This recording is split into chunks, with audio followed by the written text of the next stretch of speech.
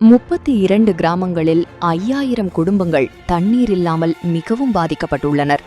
குடிநீருக்கு கூட தண்ணீர் இல்லாமலும் பொதுமக்கள் அவதி.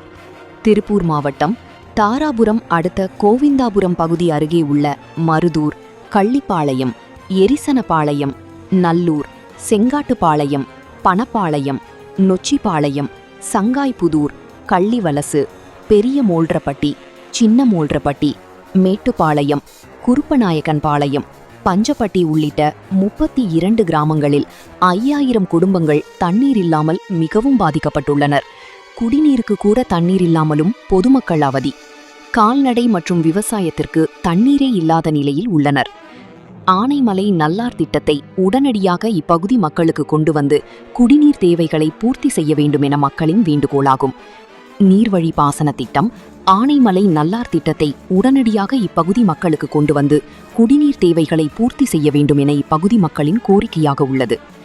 குடிநீர் மற்றும் விவசாயத்திற்கு உள்ள தண்ணீர் பற்றாக்குறையை யார் சட்டமன்ற தேர்தலில் வெற்றி பெற்றவுடன் உடனடியாக சரி செய்து தர வாக்குறுதிகள் அளிக்கிறார்களோ அவர்களுக்கு வாக்களிக்கப் போவதாக அப்பகுதி மக்கள் அறிவிப்பு.